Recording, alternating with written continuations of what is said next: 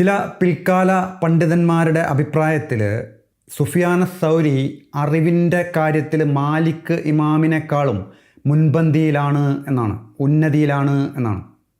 ഇദ്ദേഹത്തിൻ്റെ മുഴുവൻ പേര് സുഫിയാൻ ഇബിന് സയ്യിദ് ഇബിന് മസ്റൂഖ് സൗരി എന്നാണ്. ഈ ഖുറസാനിലുള്ള ബനു സൗർ എന്ന് പറയുന്ന വലിയൊരു കബീലയിൽപ്പെട്ട വ്യക്തിയാണ്. അതാണ് സൗരി. കൂഫയിലാണ് ഇവരുണ്ടായിരുന്നത്. ഇദ്ദേഹം ജനിക്കുന്നത് ഹിജ്റ 97 716 താബിയു താബിയനാണ്. എന്ന് വെച്ചാൽ ഹനഫി മാലിക്കി ഇമാമുമാരുടെ ആ ഒരു കാലഘട്ടത്തിൽ ജനിച്ച വ്യക്തിയാണ്. കൂഫയിലായതുകൊണ്ട് തന്നെ ഹനഫി ഇമാമുമായിട്ട് കണ്ടിരിക്കാനുള്ള സാധ്യതയും പറയപ്പെടുന്നുണ്ട്. ഇമാം ദഹബി സുഫിയാൻ സൗരിയെക്കുറിച്ച് പറയുന്നത് ഹുവ ഷെയ്ഖുൽ ഇസ്ലാം, ഇമാം അൽ ഹുഫാദ്, സയ്യിദുൽ ഉലമ, അമീറുൽ മുഅ്മിനീൻ ഫിൽ ഹദീസ്. ഇദ്ദേഹം ജനിക്കുന്നത് കൂഫയിലാണ്, ഉമവിയ്യക്കാരുടെ കാലത്ത്. പ്രധാനപ്പെട്ട എല്ലാ ഹദീസ് ഗ്രന്ഥങ്ങളിലും അദ്ദേഹത്തിൻ്റെ പേര് നമുക്ക് കാണാൻ കഴിയും.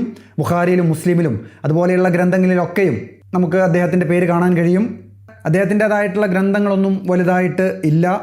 അതിന് കാരണം ഈ 8-ാം നൂറ്റാണ്ടിലൊന്നും ഇത്തരത്തിലുള്ള അറിവുകൾ എഴുതിക്കൊടുത്ത് പകർന്നു കൊടുക്കുന്നൊരു രീതി ഉണ്ടായിരുന്നില്ല. വാമൊഴിയായി പകർന്നു കൊടുക്കുകയാണ് ചെയ്യുന്നത്.